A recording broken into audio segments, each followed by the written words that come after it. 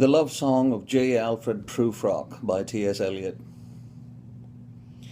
Let us go then, you and I, when the evening is spread out against the sky like a patient etherized upon the table. Let us go through certain half-deserted streets, the muttering retreats of restless nights in one-night cheap hotels and sawdust restaurants with oyster shells. Streets that follow like a tedious argument of insidious intent to lead you to an overwhelming question. Oh, do not ask. What is it? Let us go and make our visit.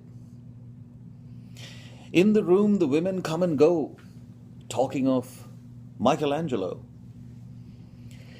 The yellow fog that rubs its back upon the window panes, the yellow smoke that rubs its muzzle on the window panes, licked its tongue into the corners of the evening, lingered upon the pools that stand in drains.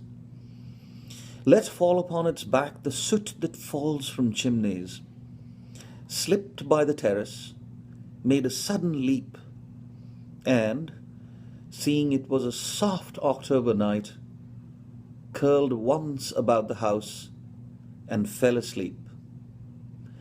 And indeed there will be time for the yellow smoke that slides along the street, rubbing its back upon the window panes. There will be time. There will be time to prepare a face to meet the faces that you meet. There will be time to murder and create, and time for all the works and days of hands that lift and drop a question on your plate. Time for you, and time for me, and time yet for 100 indecisions, and for 100 visions and revisions before the taking of a toast and tea. In the room the women come and go, talking of Michelangelo. And indeed there will be time to wonder, do I dare? And do I dare? Time to turn back and descend the stair, with a bald spot in the middle of my hair. They will say, how his hair is growing thin. My morning coat, my collar mounting firmly to the chin, my necktie rich and modest, but asserted by a simple pin. They will say, but how his arms and legs are thin. Do I dare disturb the universe? In a minute, there is time for decisions and revisions, which a minute will reverse. For I have known them all already, known them all, the evenings, mornings, afternoons. I have measured out my life with coffee spoons. I know the voices dying with the dying fall beneath the music from a farther room. So how should I presume? And I have known the eyes already, known them all. Eyes that will fix you in a formulated phrase. And when I am formulated, sprawling on a pin, when I am pinned and wriggling on the wall, then how should I begin to spit out the butt ends of my days and ways? And how should I presume? And I have known the arms already, known them all. Arms that are braceleted and white and bare, but in the lamplight downed with light brown hair. Is it perfume from a dress that makes me so digress? Arms that lie along a table or wrap about a shawl, and should I then presume? And how should I begin? Shall I say, I have gone at dusk through narrow streets and watched the smoke rise from the pipes of lonely men in shirt sleeves, leaning out of windows. I should have been a pair of ragged claws, scuttling across the floors of silent seas.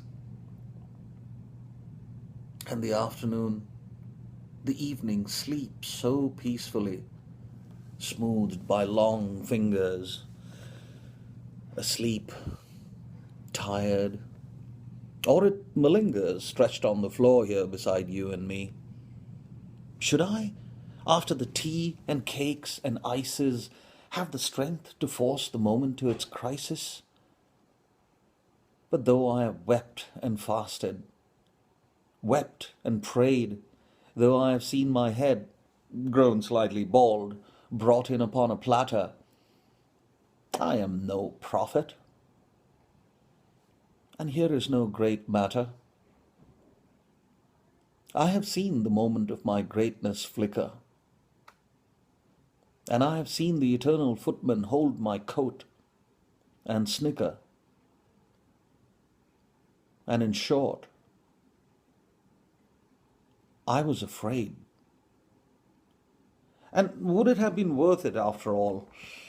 After the cups, the marmalade, the tea, among some porcelain, among some talk of you and me, would it have been worthwhile to have bitten off the matter with a smile, to squeeze the universe into a ball, to roll it towards some overwhelming question, to say, I am Lazarus, come from the dead, come back to tell you all, I shall tell you all, if one, settling a pillow beside her head, should say, that is not it at all. That is not what I meant at all. And would it have been worth it after all? After the sunsets and the dooryards and the sprinkled streets, after the novels, after the teacups, after the skirts that trail along the floor, and this and so much more. It is impossible to say just what I mean.